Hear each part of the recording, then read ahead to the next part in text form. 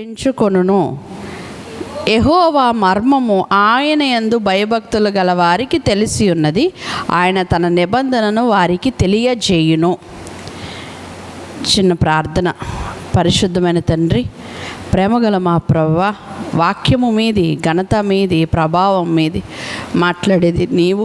మాకు కావలసిన ఆహారాన్ని మాకు మెండుగా దయచేయమని మనవి చేసుకుంటూ యేసు నామమున అడుగుచున్నాను తండ్రి. Amen, amen. యెహోవా యందు భయభక్తులు గలవాడు ఎవడో వాడు కోరుకొనవలసిన మార్గమును ఆయన వానికి బోధించును. ఆయన యందు భయభక్తులు కలిగిన వారికి ఒకటా రెండా చాలా విషయాలు బైబిల్ కీర్తనా గ్రంథంలో దావీదుకి మాత్రమే అవి తెలిసినట్లు రాయబడి ఉంటాయి. ఆయన యందు భయభక్తులు గలవాడు ఎవడో కోరుకొనవలసిన మార్గము, అంటే వాడు ఏ విధంగా కోరుకోవాలి, ఏ మార్గాన్ని కోరుకోవాలి అనేదంట బయలుపరచబడుతుందంట. పాత నిబంధన గ్రంథము నుండి చూస్తే ఆదాము ఏది కోరుకోవాలో దేవుడు తెలియజేశాడు. అబ్రహాం ఏది కోరుకోవాలో దేవుడు తెలియజేశాడు. నోవాహు ఏది కోరుకోవాలో దేవుడే తెలియజేశాడు. దానియేలు, యోబు, దావీదు, సొలొమోన్ ప్రతి విషయంలో దేవుడు వాడు కోరుకోవాల్సిన మార్గాన్ని తెలియజేస్తూనే వచ్చాడు. దేవుడు ఒక నిబంధనను చేసి ఉంటాడు మన యందు. అంటే ఒక నిబంధన అంటే మనం ఒక పుస్తకం లాంటి వాళ్ళం అనుకోండి. మన పట్ల ఆయన ఒక నిబంధన రాసేసి ఉంటాడు ఈ పాటికే. అయితే ఏ మార్గంలో వెళ్ళాలో ఆయనకి తెలుసు. నెక్స్ట్ పేజ్లో ఏముంటుందో ఆయనకి తెలుసు. లేదు చివరి అంకములో ఏం జరుగుతుందో ఆయనకి తెలుసు. ఆయన యందు భయభక్తులు గలవానికట ఆ మార్గమునంటే తీసుకొచ్చి ఎదురు పెడతాడట. అంటే దేవుని ఉద్దేశాలు ఎరుగక మన స్వంత ఆలోచనలతో మనం గనక ప్రయాణం చేస్తే ఆ మార్గాన్ని కనుక్కోవటం కష్టమని చెప్తున్నాడు. God is director.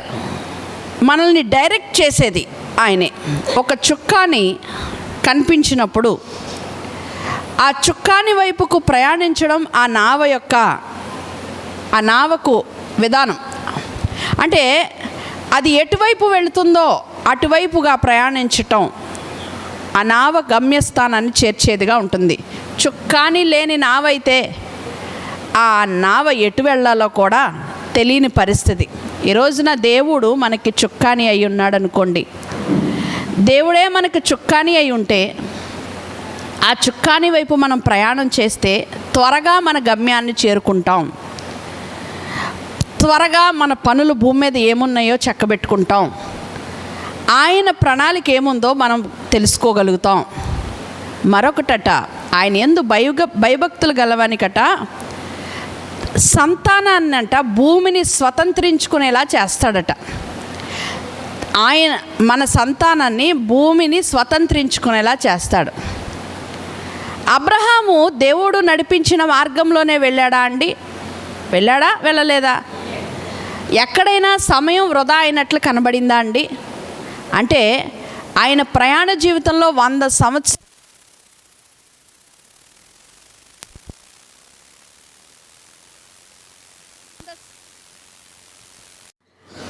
అంటే సమయం మనది వ్యర్థం అవ్వకూడదని ఆయన ఉద్దేశం.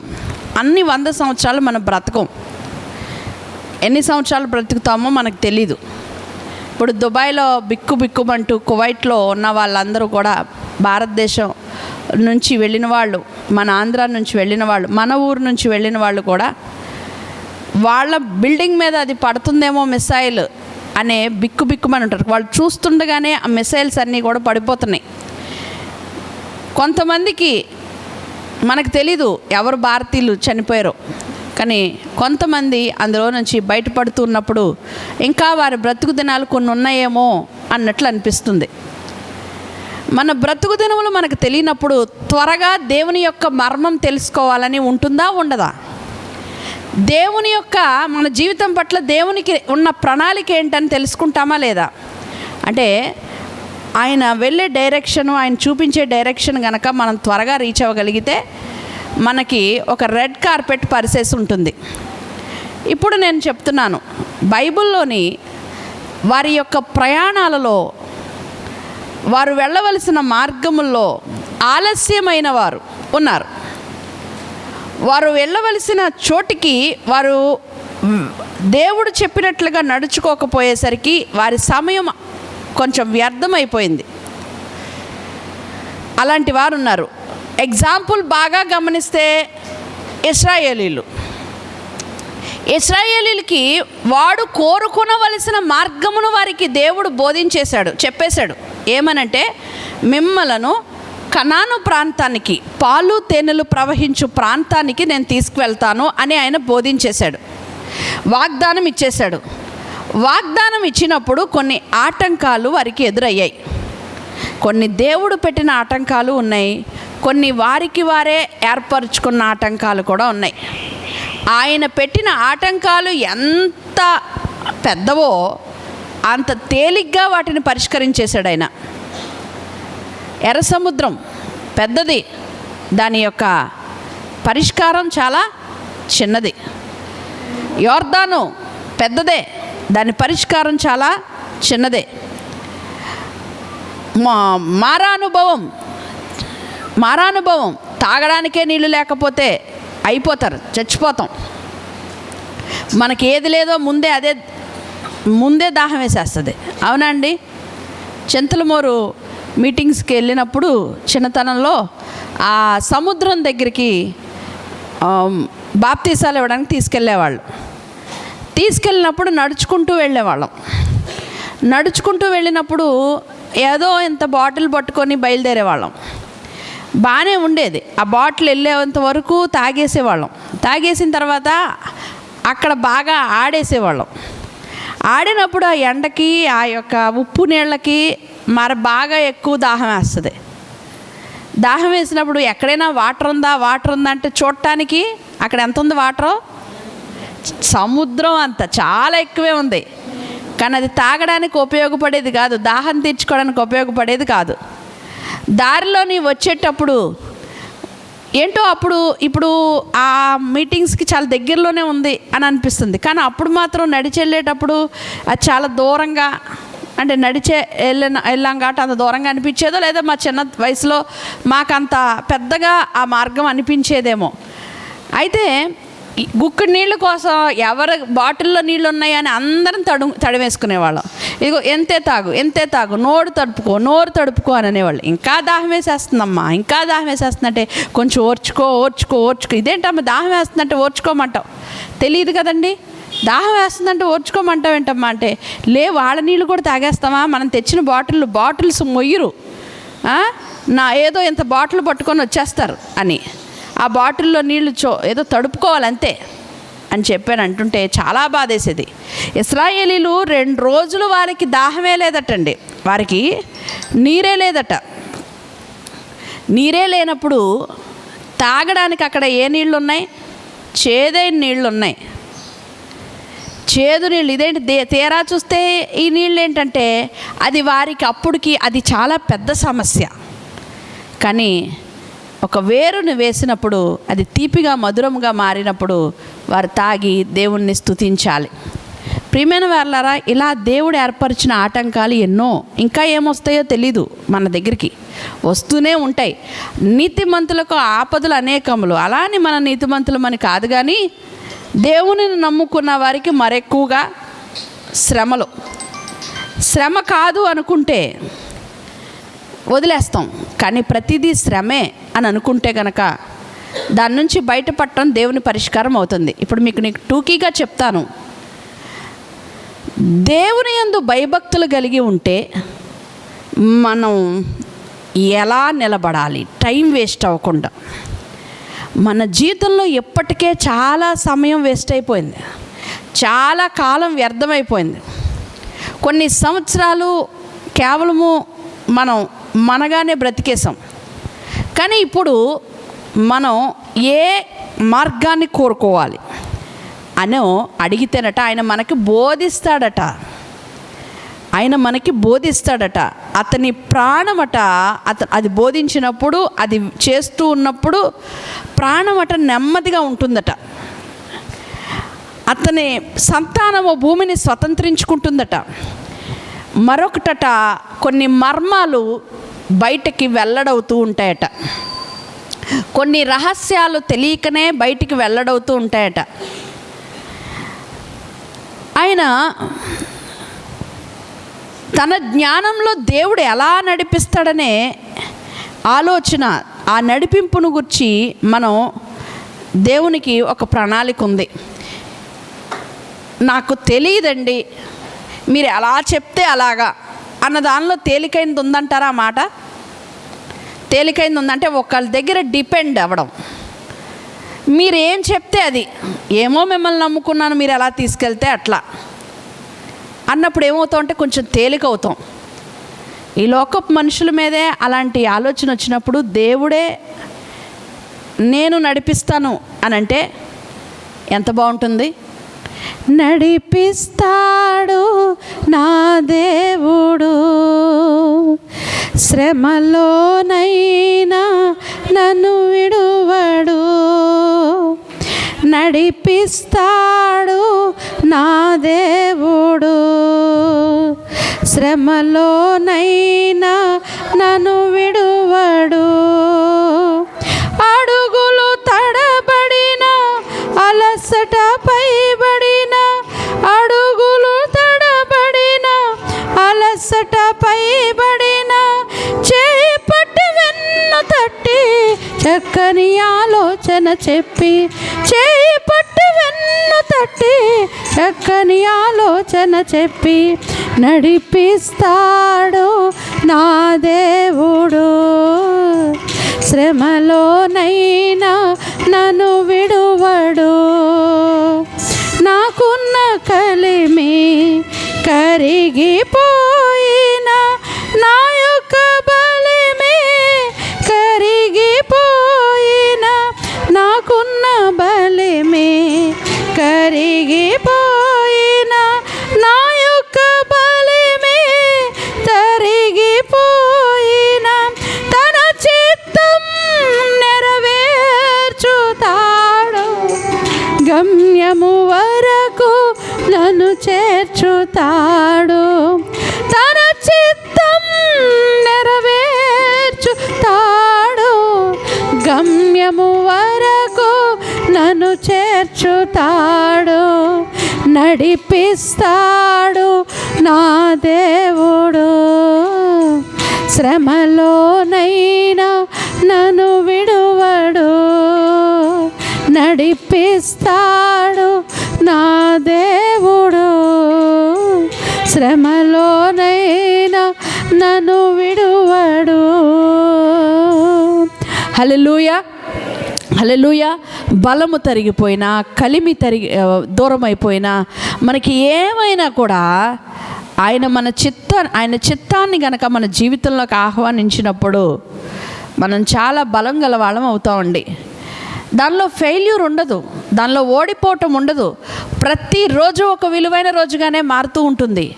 దేవుడిచ్చిన ప్రతి సంవత్సరం నూతన దయాకిరీటంగానే మారుతూ ఉంటుంది. దేవుని చిత్తాన్ని మనము మన జీవితంలోకి ఆహ్వానించాలి.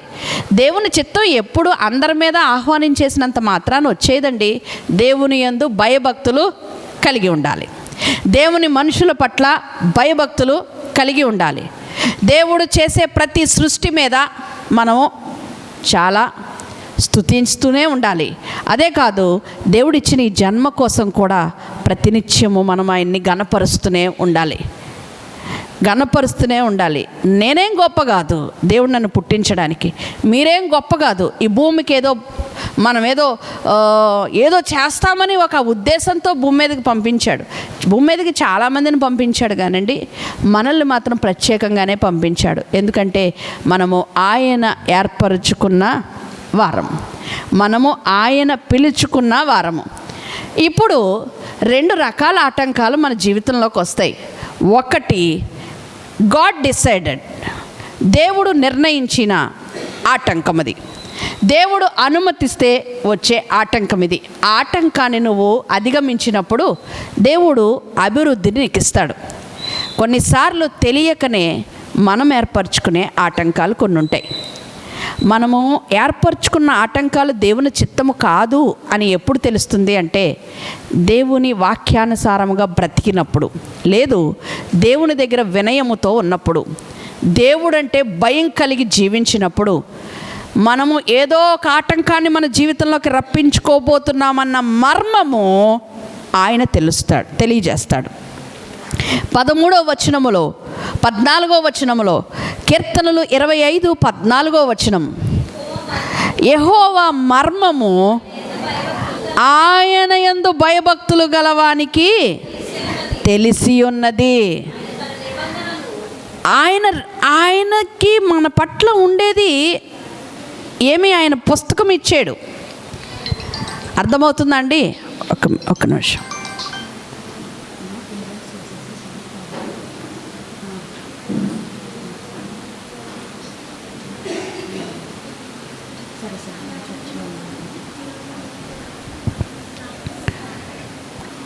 అయితే దేవుని మర్మము తెలుసుకోవాలి, దేవుని రహస్యాన్ని తెలుసుకోవాలి. చెప్తున్నాను కదండి, ఆయనేమి రేపు రోజు నీకు ఇది, ఎల్లుండి నీకు ఇది, అవతల ఎల్లుండి నీకు ఇది అని ఏమైనా ఆయన ఏమైనా రక్షణ పొందినప్పుడు మనకేమైనా పుస్తకం ఇచ్చారంటారా? ఆయన ఏమి ఇవ్వరు. ఆయన మన పట్ల ఒక మర్మమైన విషయాన్ని దాగి ఉంటుంది. దాన్ని తెలుసుకోవటానికి నువ్వు పరితపించాలి. ప్రతినిత్యము దావీదట విచారించేవాడట దేవుని దగ్గర. నేను ఎలా ఉండాలయ్యా, ఎలా ఉండకూడదయ్యా, లేకపోతే ఇది చేస్తున్నానయ్యా, అది చేయకూడదా అని విచారించేవాడట. సామెతలు 3వ అధ్యాయము 32వ వచనం ఒకసారి చదువుకుందాం.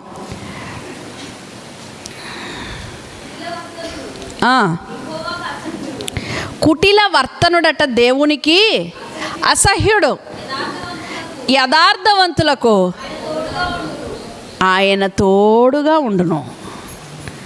దేవుని యందు ఎప్పుడైతే ఆ విధంగా ఉంటామో, అంటే యథార్థత అనేది దేవుని దగ్గర మాత్రం ఖచ్చితంగా. మనము పైకి ఒకలాగా లోపల ఒకలాగా ఉంటే గమనించాడు కాదు. మనం ఒకరిని అప్రిషియేట్ చేస్తున్నాం, మనం ఒకరిని పొగుడుతున్నాం, అది పైకి ఉండేలా ఉంటే నువ్వు కుటిల వర్తనుడివే. ఒకరిని దీవిస్తున్నావు, ఆల్ ది బెస్ట్ చెప్తాం, చెప్పి అంత అవసరం లేదులే అనుకుంటాం, అది కుటిల వర్తనమే. మరొకరి పట్ల నీకు చాలా తక్కువ ఆలోచన ఉంది, కానీ దేవునికి అది ఇష్టం ఉండదు. దేవుని యందు అందరూ సమానమే. పైకి గొప్ప మాటలు, పైకి వేషధారణ మాటలు, పైకి ప్రగల్భాలు, పైకి పొగడతలు, పైకి ఆర్భాటంగా మాట్లాడటం అని అవన్నీ కూడా దేవునికి అసహ్యం అండి. ఉన్నది ఉన్నట్టు ఏమనుకున్నా పర్వాలేదు, లోకం ఏమనుకున్నా పర్వాలేదు. ఒకళ్ళు చిన్న వ్యాపారం పెట్టుకోవాలని అనుకుంటున్నామని ప్రార్థన చేయమన్నారు మమ్మీని. ఇంచుమించు 3 ఏళ్ల క్రితం ప్రార్థన చేయమంటే మేమిద్దరం మాట్లాడుకుంటూ ఉంటుండగా మాకొచ్చిన ఆలోచన ఏంటంటే, అది వాళ్లకు సెట్ అవ్వదు. వాళ్ళ ఆలోచన విధానం ఎక్కడో ఎవరినో చూసి, లేకపోతే ఇదే చూసి అదే చూసి అనుకుంటున్నారు తప్ప ఇది వీళ్ళకి సరైనది కాదు. వాళ్ళ శక్తి సామర్థ్యాలు తెలుసు కాబట్టి. ఇప్పుడు అమ్మా బాగుంటుంది నాన్న కానివ్వండి అని అంటేనే మంచోళ్ళం, అవునా కాదా అండి? నేను చెప్తున్నాను వినండి. బాగుంటుందమ్మా క్యారీ ఆన్ అంటే మంచోళ్ళం. లేదమ్మా మీకు అది ఇదవ్వదు అని చెప్తే ఏమవుతాం? వాళ్ళ దగ్గర చెడ్డోళ్ళం. 2 రోజులు ఆలోచించుకున్నాం, ఇది ఇలాగా అని మాట్లాడుకున్నాం. నేను అన్నాను, పర్వాలేదమ్మా నువ్వు వాళ్ళు డేట్ ఫిక్స్ చేసినా ఏం ఫిక్స్ చేసినా నువ్వు వెళ్ళి వాళ్ళకి వారం అవుతుంది నువ్వు చెప్పు విషయం. ఎందుకంటే వాళ్ళ శక్తికి అది వారు చేయలేరు. వాళ్ళు అంత సెన్సిటివ్ వాళ్ళు. అది చాలా క్లిష్టమైన పరిస్థితి. అది నాకు తెలుసు, అది దానిలో ఉన్న అనుభవాలు. అని అంటే నువ్వు వస్తావా అంది. నువ్వు వస్తావా మరి నువ్వు చెప్దు కానీ అంది. సరే పదమ్మా వెళ్దామని ఇద్దరం కలిసి వెళ్ళాం. ఒక రాత్రి మీద వెళ్ళి ఇలాగా కూర్చొని విషయం ఏంటంటే ఇది అని నేను చెప్పాను. ఇది మీకు అవ్వదు, మీరు బాధపడతారు, ఇబ్బంది పడతారు, ఏమైనా ఉంటే దీన్ని ఈ విధంగా చేయండి, ఆ విధంగా చేయండి అని చెప్పడం జరిగింది. అన్నాక సరే అయితే అని చెప్పేసి అన్నారు. విని అయిపోయిందండి అక్కడితో. అయిపోయిన తర్వాత కానీ వాళ్ళ ఆలోచన విధానం మారలేదు. తిట్టుకున్నారు నన్ను, ఏదో అనుకున్నారు. ఇంకేవో రకాలు అనుకున్నా నాకు పర్వాలేదు, నేను చెప్పవలసింది నా మనసుకు అనిపించింది. ఎందుకంటే వెళ్తున్నప్పుడు అండి, ఆ మాట చెప్తున్నప్పుడు అండి చాలా భయంగానే చెప్తాం. ఎందుకంటే ఇది దేవుని మాట కాకపోతే ఇది నా సొంత మాట అయితే ఆ శాపం ఎవరి మీదకి వస్తుంది చెప్పండి? నా మీదకి వస్తుంది అని అనుకోనే నేను వెళ్ళాను. కానీ చెప్పకపోతే నష్టపోతారు అని. కానీ చెప్పినా వినలేదు. డేట్ ఫిక్స్ చేశారు, పెట్టారు.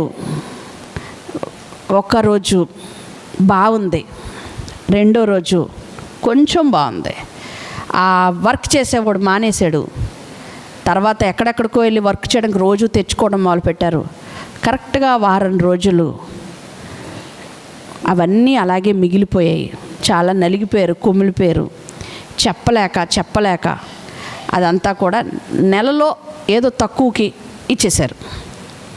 కానీ పొరపాటున కూడా ఎన్నారా అనే మాట నేను అనలేదు, అనకూడదు కూడా.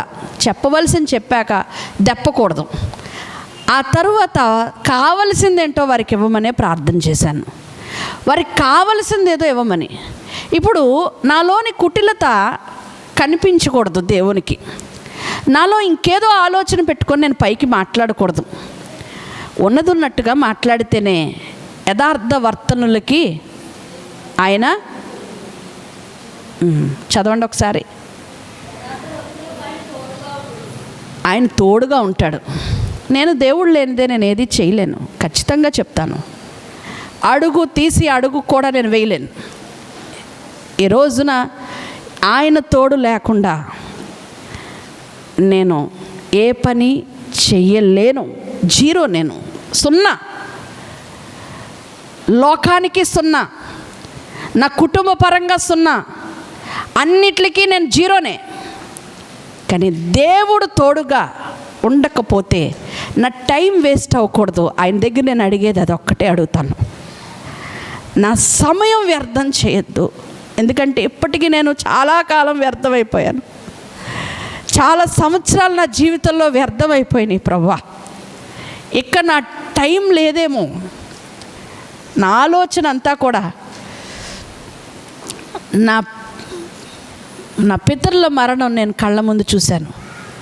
ఇక ఉన్న ఆ పెద్ద ఆవిడేవైతే ఉన్నారో అది నేను చూడకూడదు. దేవుని దగ్గర అది అడుగుతాను. అది నేను చూడకూడదు. అంటే దానికన్నా ముందే ఒక్కరోజు నేను వెళ్ళిపోవాలి ఈ భూమి మీదకి. అంటే నేను ఏర్పరచవలసింది భూమి మీద ఏముందో, నేను దేనికోసం వచ్చాను ఆ పని నా పట్ల జరిగించండి. నాకు టైం లేదు ప్రభువా అని దేవుని దగ్గర అడుగుతుంటాను. నిజంగానే లేదండి. ఎందుకు చెప్తున్నానంటే అది నా వ్యక్తిగత ఆలోచన కాదు. దేవుడు నన్ను ఆశీర్వదిస్తున్న విధానాన్ని చూస్తుంటే అనిపిస్తూ ఉంటుంది. సమయం తక్కువ ఉన్నప్పుడు నా పనులు త్వరగా చేయాలి. 33 సంవత్సరాల్లో ఆయన జీవితంలో చేయవలసిన పనులు ఆయన చేసి వెళ్ళిపోయారు. ఎందుకు అంత స్పీడ్గా ఆయనకి వేగంగా జరిగింది అని అంటే ఆయన చేయవలసింది కార్యక్రమం పూర్తయిపోయింది. జీవితంలో సమయాన్ని గురించి మనం ఖచ్చితంగా ఆలోచించాలి.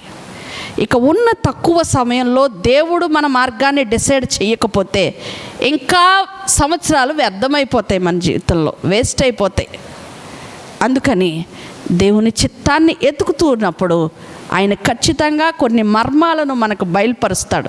అంతేకాదు మన బిడ్డలను భూమికి స్వతంత్రులుగా చేస్తాడు. అంతేకాదు ఆయన మన కన్ను దృష్టి ఆయన వైపుకు వెళ్ళినప్పుడు నా పాదాలకు చుట్టుకున్న ప్రతి చిక్కుముడి విడిపోతూ వచ్చింది, ప్రతి వల విడిపోతూ వచ్చింది. నా పాదములకు వలలో నుండి విడిపించుము. నా బ్రతుకు దినములు లెక్కింపనేర్పుము. దేవాయి భువిని వీడు నాకు చూపుము. ఇంకొంతకాలము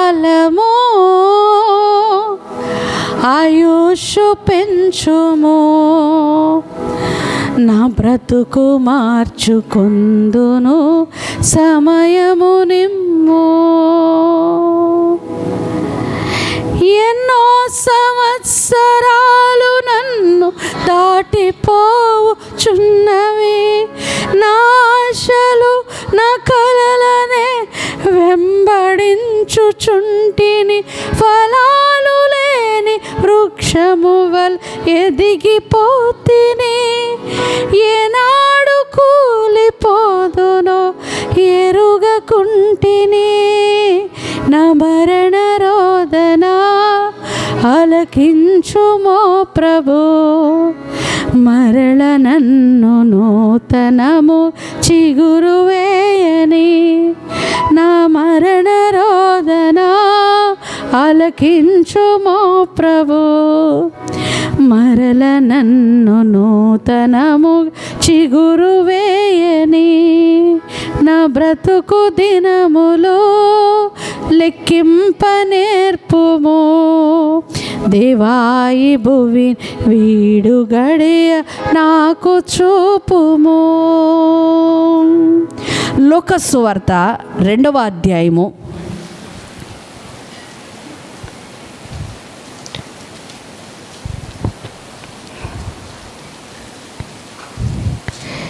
25వ వచనము.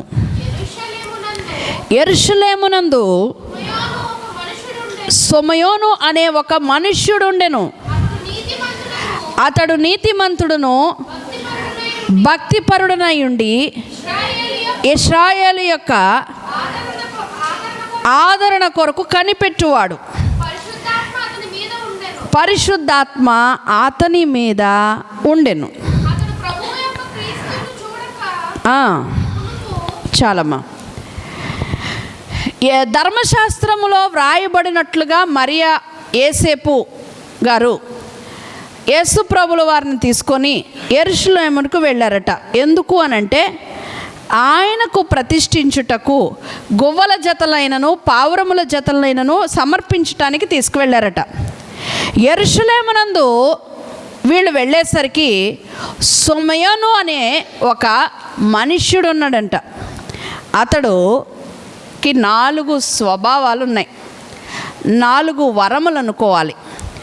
ఆ సొమయోను అనంటే అర్థము వినుట, ఆలకించుట. చెప్పండి ఒకసారి. వినుట, ఆలకించుట. అయితే అతడు నీతిమంతుడును భక్తిపరుడనై ఉన్నాడు. ఇశ్రాయేలు యొక్క ఆదరణ కొరకు కనిపెట్టువాడు.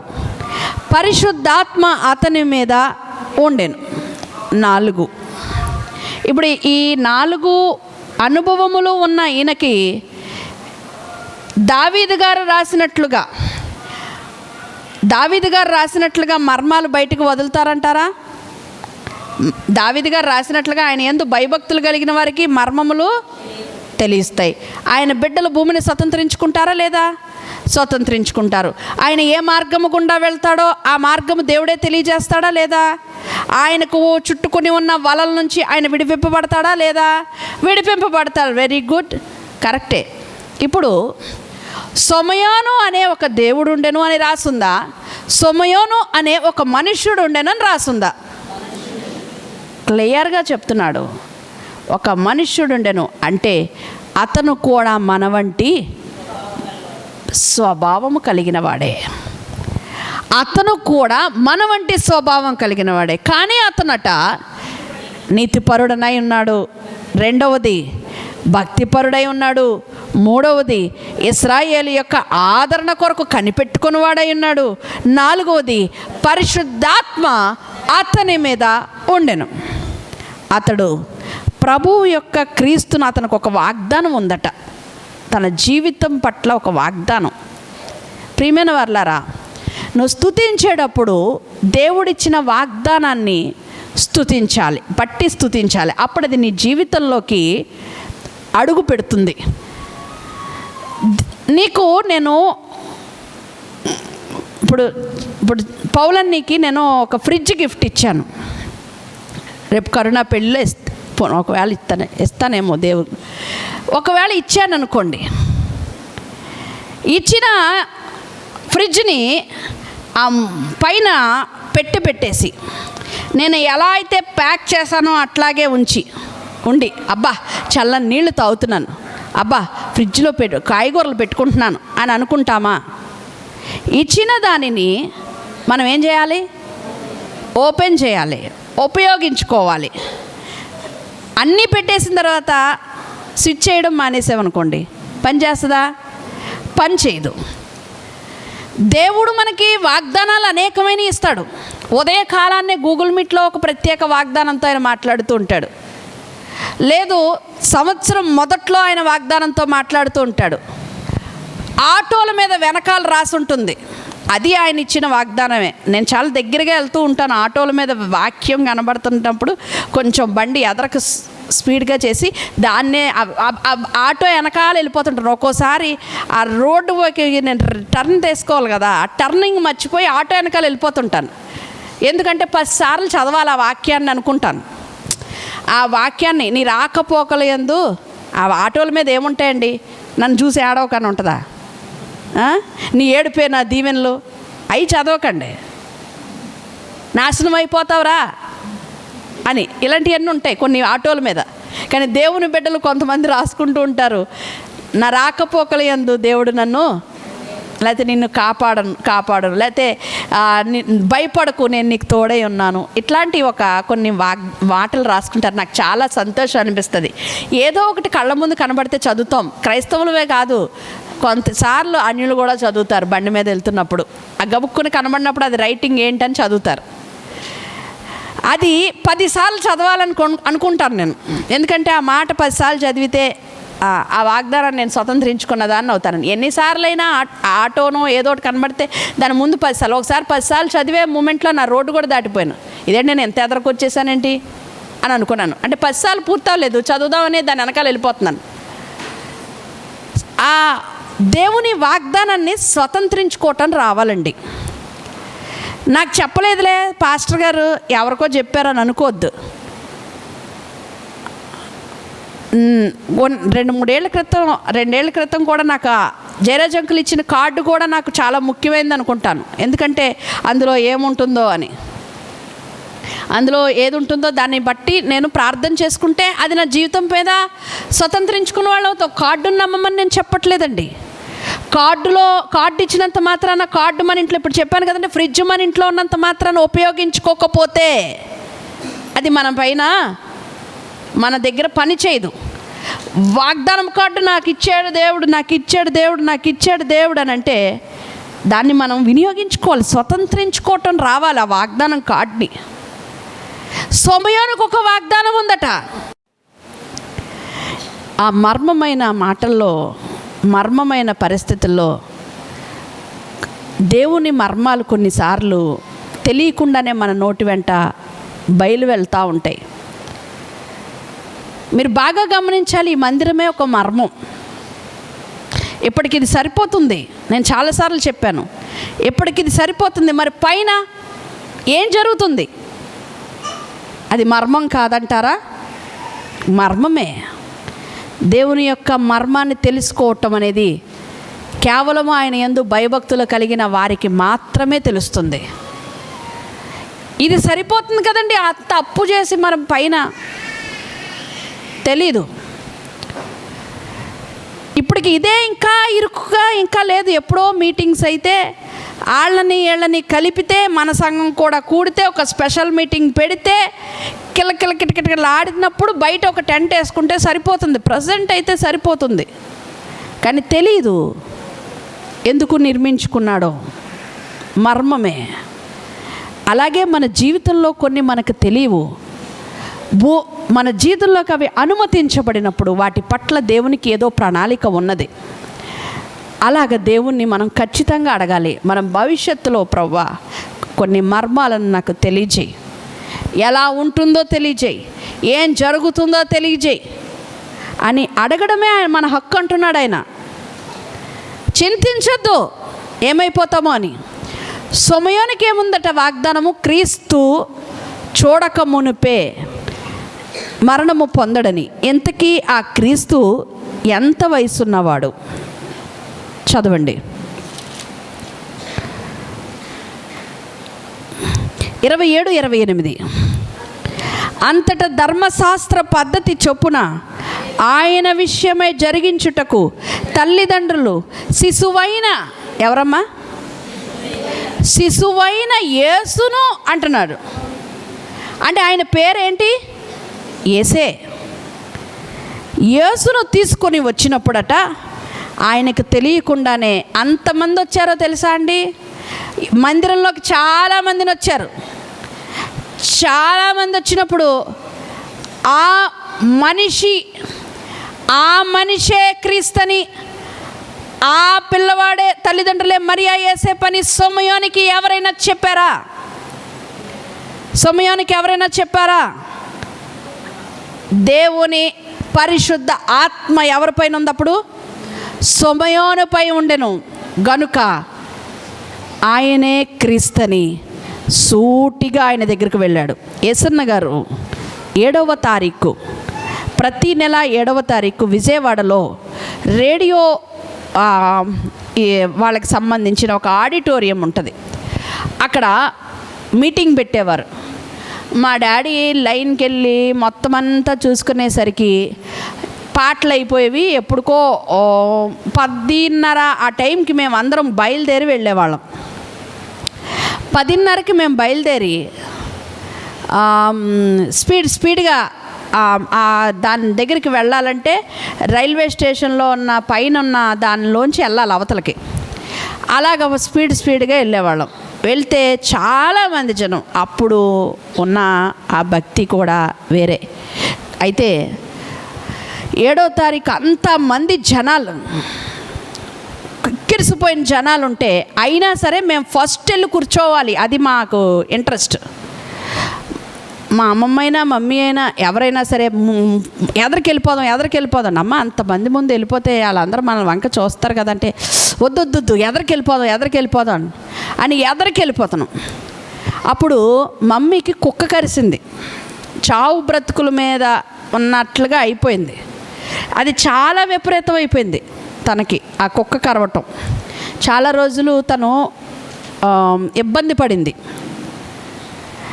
అయితే ఇక తనకి ఇంక కొద్ది రోజులు ఒకవేళ కుక్క అరుపులు వచ్చేస్తాయేమో అన్నట్లు అయిపోయింది.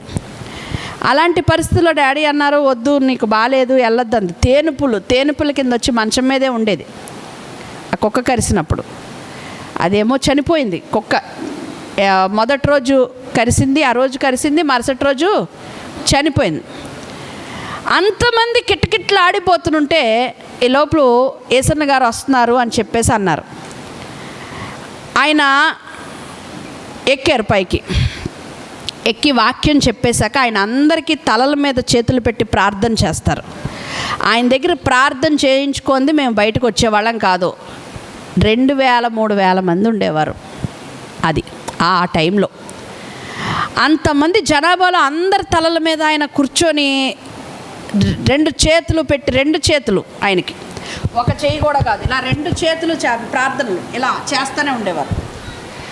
చేస్తున్న టైంలో మమ్మీ వెళ్ళింది. తల మీద పెట్టవలసిన చెయ్యి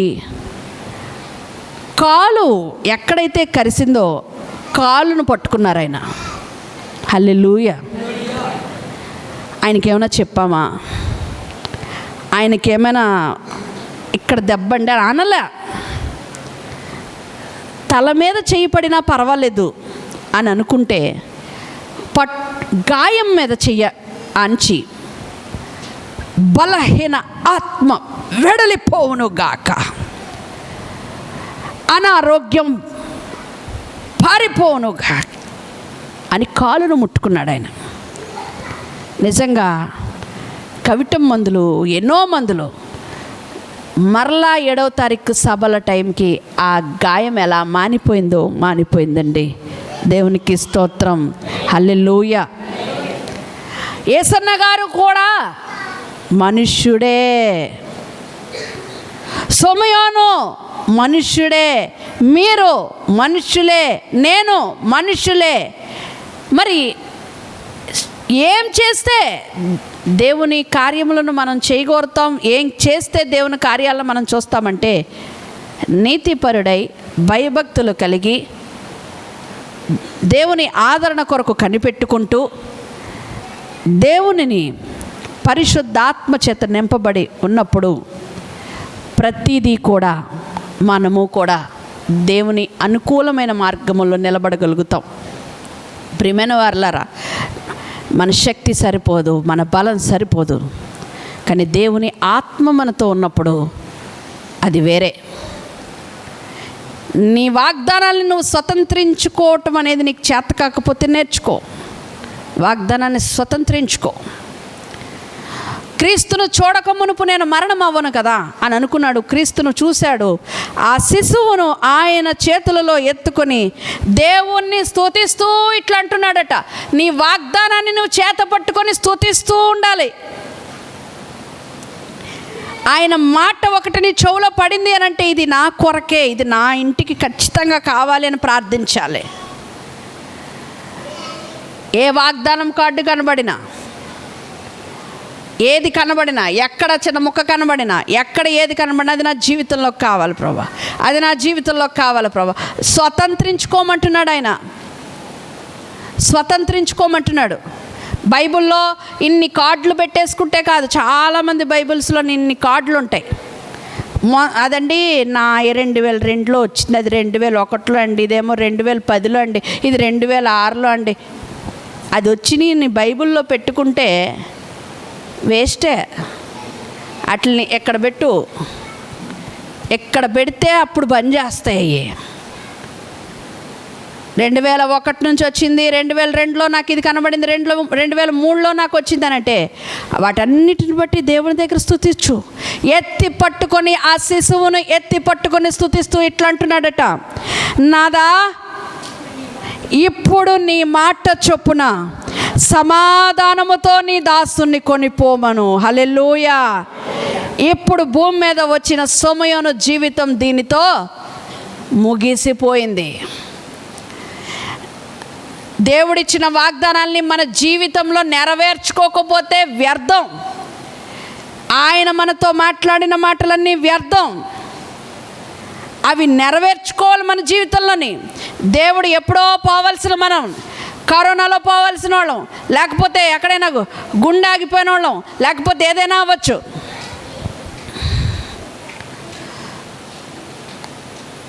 మన వయసుకి సంబంధం లేదు మరణం. కానీ బ్రతుకున్నామంటే ఆయన వాగ్దానాలు మన జీవితంలో నెరవేర్చుకోవాలి. మనం సమాధానంతో ఆయన దగ్గరికి వెళ్ళిపోవాలి. మనం వెళ్ళేటప్పటికి మన సమాధానం కలిగి లేకపోతే భూమి మీద ఇచ్చినవి ఇచ్చినట్లుగానే అలాగే ఉండిపోతాయి. సోమయోన్ అంటున్నాడు, దేవా నీకు స్తోత్రాలయ్యా, అన్యజనులకు నిన్ను బయలుపరచుటకు వెలుగుగాను, నీ ప్రజలైన ఇశ్రాయేలుకు మహిమగాను, నీవు సకల ప్రజల ఎదుట సిద్ధపరిచిన నీ రక్షణ. ఎవరట? శిశువు కాదట. మరియ గారు, యేసేపు గారు తెచ్చిన వాళ్ళు ఎవరిని తీసుకొచ్చారండి? అక్కడ ఏం రాసి ఉంది? శిశువుని తీసుకొచ్చారు. అదే యేసన్న గారు, అదే సభలలో అమ్మజమ్మ ఉంది కదండి, తెలుసు కదా మీకు అమ్మమ్మ దగ్గర నుంచి రాజమండ్రిలో ఆవిడ ఇప్పటికీ కూడా ప్రార్థన చేయండి అని ఎంతమందిలో ఉన్నా మమ్మీ దగ్గరికి వచ్చి తలమే చేయండి. ఆ యేసన్న గారి దగ్గరికి కూడా అలాగే వెళ్ళిపోయి ఆ రోజు అప్పుల్లో ఆ ఇరుకు జనంలో ప్రార్థన చేయండి అన్న. ఏ దురాత్మ పో బయటికే అదలబా అన్నాడు ఆయన. బాబాయ్ ప్రార్థన చేయండి. ఒక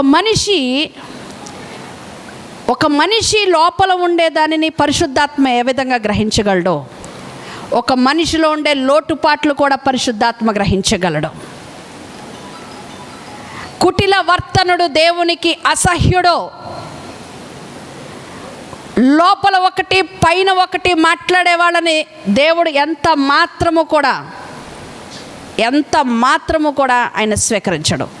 ఆయనకి ప్యూరిటీ కావాలి. ఉన్నట్టు అవతల వాళ్ళు ఇబ్బంది పడినా మాట్లాడు, అవతల వాళ్ళతో బాధ వచ్చినా మాట్లాడు, అవతల వాళ్ళని తిట్టుకుంటున్నా మాట్లాడు. చెప్పవలసింది నువ్వు చెప్పకపోతే లోపల మంచి పెట్టుకొని లోపల చెడు పెట్టుకొని పైకి మాట్లాడితే ఆయనకి ఇష్టం ఉండదు. ఆ విధంగానే మాట్లాడాలి, ఆ విధంగానే ఉండాలి. లోకములో ఆటంకాలు తప్పమంటున్నాడు. ఆటంకాలంటే అవే. లేదు, నీ మనసును మార్చుకో, ఖచ్చితంగా మనసును మార్చుకో. ప్రజల పట్ల నీ ఉద్దేశాలను మార్చుకో, నీ ప్రక్కవారి పట్ల నీ ఉద్దేశాలను మార్చుకో. వాళ్ళ పట్ల నీకున్న తక్కువ స్వభావాన్ని తీసేయి. భయపడు, ఒకరిని దీవించేటప్పుడు భయపడు, ఒకరిని అనేటప్పుడు భయపడు. ఖచ్చితంగా ఇవన్నీ కావాలి. సొమయోను ఏం చూశాడు? ఆయనలో శిశువులో ఏం చూశాడండి? రక్షణను చూశాడు. శిశువులో రక్షణను చూసే కళ్ళు సొమయోనికి అనుగ్రహించబడ్డాయి. హల్లెలూయా, హల్లెలూయా. నేను కన్నులారా చూచి తిని. ఏసేపు ఆయన తల్లిదండ్రులట, ఏసేపు ఆయన తల్లి అట, ఆయన గురించి ఆ మాటలు వింటున్నప్పుడట ఆశ్చర్యపడిపోతున్నారు. ఒక తల్లికి తెలియలేదు ఆ బిడ్డ ఏమవుతాడో. ఆ మాటలు ఆయనకి ఎలా తెలిసినాయి? సొమయోను ఎలా చెప్పగలుగుతున్నాడు అని. సొమయోను వారిని దీవించి, ఇదిగో అనేక హృదయాలోచనలు బయలుపడినట్లు ఇశ్రాయేలులో అనేకులు పడుటకు తిరిగి లేచుటకు వివాదాస్పదమైన గుర్తుగా ఈయన నియమింపబడి ఉన్నాడు. మరియు నీ హృదయంలోనికి ఒక ఖడ్గము దూసుకొని పోవునని ఆయన తల్లి అయిన మరియతో చెప్పాడు. ఖడ్గం అంటే చివరికి ఈయన నీ ఎదురుగానే సిలువ వేయబడతాడు. ఆ రోజు ఒక్క కత్తి లోపల పొడిసినట్టు అయిపోతుంది అంటాం కదా మనం. 10 పోట్లు పడినట్టు ఉంటుందండి. ఆ మాటలు పడలేకపోతున్నాం అని అనుకుంటాం కదా. కళ్ళారా కొడుకుని ప్రేమగా పెంచుకున్న కొడుకున సిలువలో మరణం అవుతున్నప్పుడు ఆ తల్లికి ఎలా అయిపోతుందో కూడా అనుభవపూర్వకంగా సొమయోను అక్కడ చెప్పడం జరిగిందండి. ప్రియమైన వాళ్ళారా, సొమయోను అని అర్థము వినుట, ఆలకించుట. సొమయోను పేరుకి అర్థం అదే. ఆలకించిన వాడు ఆచరించాడు, గెలిచాడు, జీవితాన్నే గెలిచాడు. నీ జీవితాన్ని గెలవాలనుకుంటున్నావా, ఓడిపోవాలనుకుంటున్నావా? నీ జీవితంలో సక్సెస్ని చూడాలనుకుంటున్నామా, వద్దనుకుంటున్నామా? పుట్టుకకు అర్థం తెలియాలనుకుంటున్నామా, లేదా వద్దు నా పుట్టుక అర్థం తెలుసుకొని నేనేం చేస్తాను అనుకుంటున్నావేమో. నీ పిలుపు నేను మరచితి, నా పరుగులో నేను అలసితి, నా స్వార్థము నా పాపము పతన స్థితికి చేర్చెను, నా అంతమెటుల నుండును భయము పుట్టుచున్నది. దేవా నన్ను మన్నించుము, నా బ్రతుకు మార్చుము, యేసుని చేతికి ఇక లొంగిపోదును, విశేషముగలు పెంచుము నా శేష జీవితం. యేసుని చేతికి ఇక లొంగిపోదును, విశేషముగా రూపించుము నా శేష జీవితం. నా బ్రతుకు దినములో లెక్కింప నేర్పుము. దేవాయి భువిని వీడు గడి నాకు చూపుము. ఇంకొంతకాలము ఆయుష్ పెంచుము. నా బ్రతుకు మార్చుకొందును సమయము నిమ్ము. ఇంకొంతకాలము ఆయుష్ పెంచుము. నా బ్రతుకు మార్చుకొందును సమయము నిమ్ము. సమయము నిమ్ము. సమయము నిమ్ము. హల్లెలూయా, హల్లెలూయా. దేవుని ఈ విధంగా నువ్వు ఉచ్చారించినట్లయితే మిగిలి ఉన్న శేష జీవితం కూడా ప్రతిరోజు ఒక విలువైన రోజుగా దేవుడు నీ జీవితంలో చేస్తాడు. ప్రతిరోజు విలువైనదేనండి, ప్రతిరోజు విలువైనదే. వెళ్ళిపోయిన దినాలు కొన్ని మనకు చేదు అనుభవాలను మిగల్చవచ్చు, కొన్ని తీపి అనుభవాలను ఉంచవచ్చు. కానీ మిగతా జరగబోయే రోజుల్లో ప్రతిరోజు ఒక విలువగా గడపాలి. ఖచ్చితంగా మనం ఎక్కడ నిలబడుతున్నాం, ఎక్కడ కూర్చుంటున్నామో, ఎక్కడ ఏం చేసినా కూడా దేవుని ఉద్దేశాలను ఎరిగి మనం ఉంటున్నామా లేదా అని గమనించుకోవాలి. ఆ గమనింపు మనకు కావాలి. ఆయన మనల్ని ఎంతగా కాపాడుకుంటూ వస్తున్నాడంటే ఎటువైపు నుంచి కూడా మనకి ఎటువంటి అపాయము కలగకుండా కాపాడుకుంటూ వస్తున్నాడు. 4 గోడలు ఇంటికి ఎటువంటి రక్షణను కలుగజేస్తాయో అలాగే ఆయన యొక్క హస్తములు, ఆయన యొక్క రెక్కలు ఆ విధముగా మనల్ని కాపాడుతూ ఉన్నాయి. ఆ కాపాడే విధానానికి మనము ఆయన కృతజ్ఞతగా ఏమివ్వగలం? మన శేష జీవితం తప్ప, మన మిగిలి ఉన్న రోజులు తప్ప. వెనుకను ముందును కప్పి చుట్టూ నన్ను ఆవరించావు. వెనుకను ముందును కప్పి చుట్టూ నన్ను ఆవరించావు. చేతులచే అనుదినము కప్పి నన్ను నడిపించావు. నీ చేతులచే అందరూ కలిసి పాడదాం, అందరూ కలిసి. నించావు. ధన్యవాదం యేసు రాజా, ధన్యవాదం యేసు రాజా. నన్ను చూచువాడా, సౌండ్ ఎక్కువ, చుట్టం కాచువాడా, నన్ను చూచువాడా, నిత్యం కాచువాడా. పరిశోధించి తెలుసుకున్నావు, చుట్టూ నన్ను ఆవరించావు. పరిశోధించి తెలుసుకున్నావు, చుట్టూ నన్ను ఆవరించావు.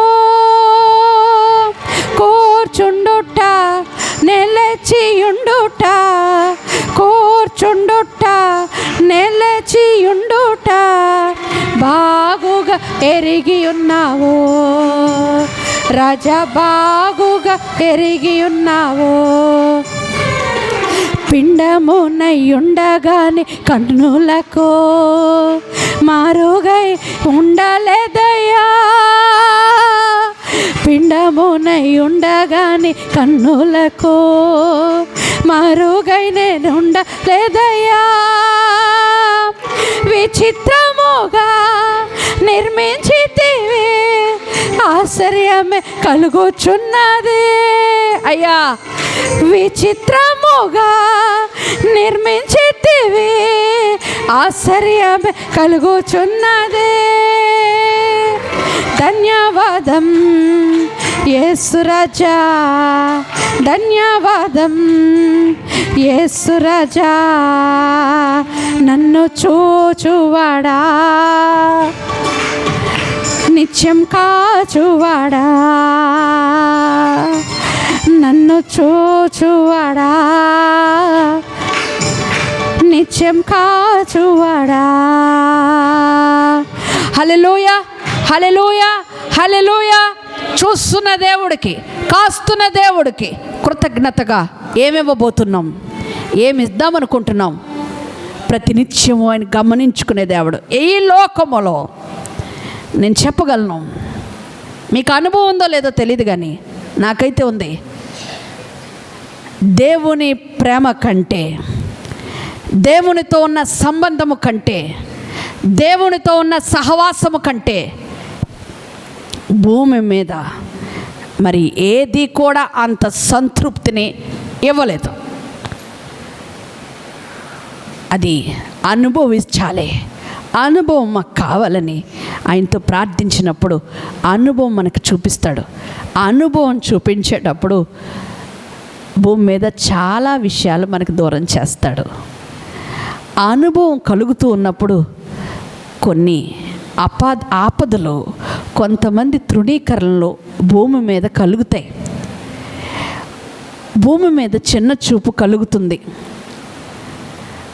అది ఎప్పుడైతే జరుగుతుందో అది అనుకోవాలి, దేవునితో నీ సహవాసాన్ని బలపరుచుకోబోతున్నామని. హల్లెలూయా, హల్లెలూయా. నేను చెప్పగలను, మనుషులు దూరంగా ఉంటే దేవుడు దగ్గరగా ఉంటాడు. దూరదర్శన్కి దూరంగా ఉంటే దేవుని దర్శనానికి దగ్గరగా ఉంటాం. ఇది లోకములో జరగవలసిన నీతి, మన పట్ల ఆయన ఉద్దేశం. ఈ వాక్యము మనలోనూ, మన కుటుంబముల్లోనూ, మన హృదయముల్లోనూ ఫలింపజేయును గాక. ఆమేన్, ఆమేన్. ప్రార్థన చేద్దాం, ప్రార్థన చేద్దాం, ప్రార్థన చేద్దాం. మన మధ్యన సత్యనారాయణ అన్నయ్య వచ్చి ప్రార్థన చేస్తారు. నోరిపుదాం, నోరిపుదాం, ఇంకా మౌనంగా వద్దు. మిగిలి ఉన్నది ఒకవేళ ఇదే, ఆ ప్రణాళిక మా జీవితంలో నెరవేర్చేలాగా సహాయం చేయండి ప్రభువా.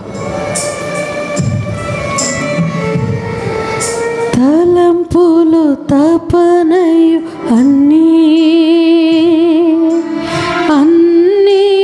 ఎరిగి ఉన్నావో, తలంపులు తపనయు అన్నీ ఎరిగి ఉన్నావో. నడచినను పడుకున్నాను అయ్యా నీవెరిగి ఉన్నావో. నడచినను పడుకున్నాను అయ్యా నీవెరిగి ఉన్నావో. ధన్యవాదం యేసు రాజా, ధన్యవాదం యేసు రాజా. నన్ను చూచువాడా, నిత్యం కాచువాడా, నన్ను చూచువాడా, నిత్యం కాచువాడా. పరిశోధించి తెలుసుకున్నావో, చుట్టూ నన్ను ఆవరించావో. పరిశోధించి తెలుసుకున్నావో, చుట్టూ నన్ను ఆవరించావో. కూర్చుండుట నేలేచి ఉండుట, కూర్చుండుట నేలేచి ఉండుట బాగుగా ఎరిగి ఉన్నావో రాజా, బాగుగా ఎరిగి ఉన్నావో. వెనుకను ముందును కప్పి చుట్టూ నన్ను ఆవరించావో. వెనుకను ముందును కప్పి చుట్టూ నన్ను ఆవరించావో. చేతులచే అనుదినము పట్టి నీవే నడిపించావో.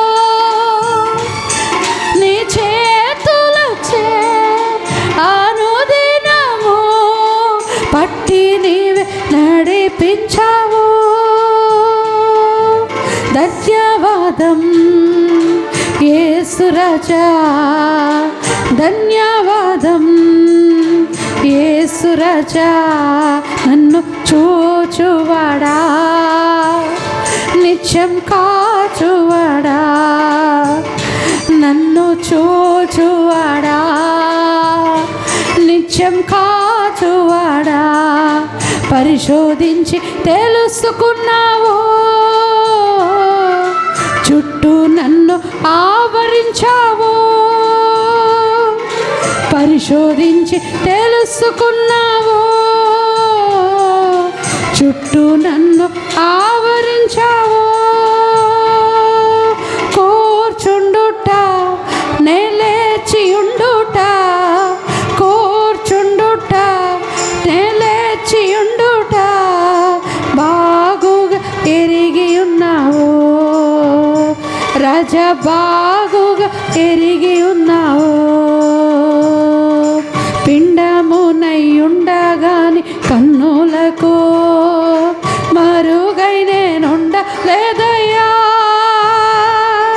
పిండమునై ఉండగాని కన్నులకు మరుగై నేనుండలేదయ్యా, విచిత్రముగా నిర్మించితివి, ఆశ్చర్యం కలుగుచున్నది, విచిత్రముగా నిర్మించితివి, ఆశ్చర్యం కలుగుచున్నది.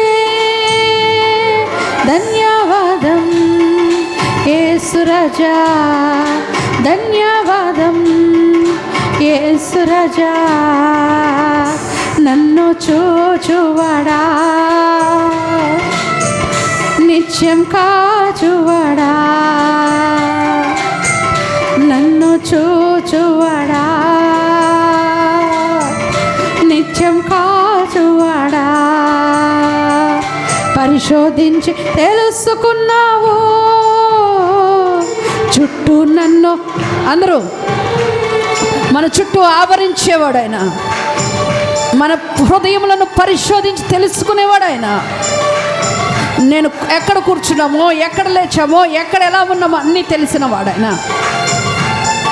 కూర్చుండుట నే లేచి ఉండుట, కూర్చుండుట నే లేచి ఉండుట, బాగుగా ఎరిగి ఉన్నావు రాజా, బాగుగా ఎరిగి ఉన్నావు. కూర్చుండుట నే లేచి ఉండుట, బాగుగా ఎరిగి ఉన్నావు రాజా, బాగుగా ఎరిగి ఉన్నావు,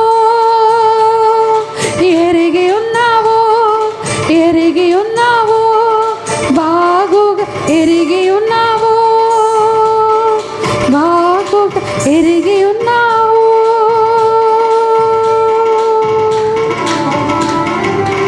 కూర్చుండుట నే లేచి ఉండుట, అన్ని తెలిసిన వాడవయ్యా, నన్ను చూస్తున్న వాడవయ్యా, నువ్వు ఆనాడు ఆగరద్దే చూచుట దేవుడవు, చూచిన దేవుడవు. నేనేంటో, మా లోపల ఉన్న బాధ ఏంటో, మా ఇరుకేంటో, మా ఇబ్బంది ఏంటో లోకములో మరెవరు చూడరయ్యా. మమ్మల్ని ఎరిగి ఉన్న దేవుడు అయ్యా, మమ్మల్ని తెలిసిన దేవుడు అయ్యా. అయ్యా అయ్యా అయ్యా, ఎందుకు ఈ జన్మ అనుకుంటూ ఉంటావయ్యా, కానీ నువ్వు ఇచ్చిన ఈ జన్మను బట్టి నీకు స్తోత్రాలయ్యా. నీకు రుణపడి జీవించాలి, నీకు రుణపడి జీవిస్తామయ్యా. ఈ పుట్టుకనే కులకు చాలా అసహ్యంగా అనిపిస్తుందేమో, కానీ నేను పిండముగా ఉన్నప్పుడే కదయ్యా నన్ను తెలుసుకున్నావు, నన్ను ఎరిగి ఉన్నావు, నన్ను రూపించావు అయ్యా. చాలా విచిత్రంగా మా జీవితాలను నిర్మించి ఉన్న దేవుడు అయ్యా. ఆ విచిత్రము ఒకటా రెండవ నన్ను అతీతమయ్యా అయ్యా. నీ పాదాల దగ్గర బ్రతుకుతామయ్యా. మర్మమైన సంగతులను మాకు బోధించండి అయ్యా. ఘోరమైన సంగతులను మాకు తెలియజేయండి. చిక్కిన వలల నుండి విడిపించండి ప్రభువా. నీవు కోరుకున్న మార్గములను మాకు తెలియజేయండి స్వామి. తెలియజేయండి అయ్యా. నీ యందు యథార్థముగా అయ్యా బ్రతికేలా సహాయం చేయండి. చాలిక ఇక చాలు, ఇక చాలయ్యా. అయ్యా జీవితానికి నీ కృప చాలు. నీకేమీ కాదు, ఏమీ వద్దు. కానీ ఈ శేష జీవితము నీ కొరకు మేము అర్పించేదా మాలో సమర్పణ జీవితాన్ని మాకు దయచేయమని మనవి చేసుకుంటూ, ఇప్పటి వరకు స్తుతిలోనూ ఆరాధనలోనూ ఉన్న దేవుడము జరగబోయే బలపరిచే వర్తమానంలో కూడా సేవకులను మరుగుపరుచుకునే మాట్లాడమని మాతో మనవి చేసుకుంటూ ఉన్నామయ్యా. ఈ ఆరాధన విజ్ఞాపనలను తప్పులుంటే క్షమించమని నీ పాద సన్నిధికి చేర్చుకోమని, కూడి వచ్చిన బిడ్డల మీద నీ దక్షిణ హస్తాన్ని చాపమని, వారి హృదయ ఆలోచనలను అయా హృదయ ఆలోచనలను గమనించి వారికి కావలసిన ప్రతిదీ నీ చిత్తములో వారికి జీవితంలో జరిగించమని మనవి చేసుకుంటూ మరొకసారి దీని ప్రార్థన నీ పాద సన్నిధికి చేర్చుకోమని యేసు నామమున అడుగుచున్నాను తండ్రి. ఆమేన్, ఆమేన్, ఆమేన్.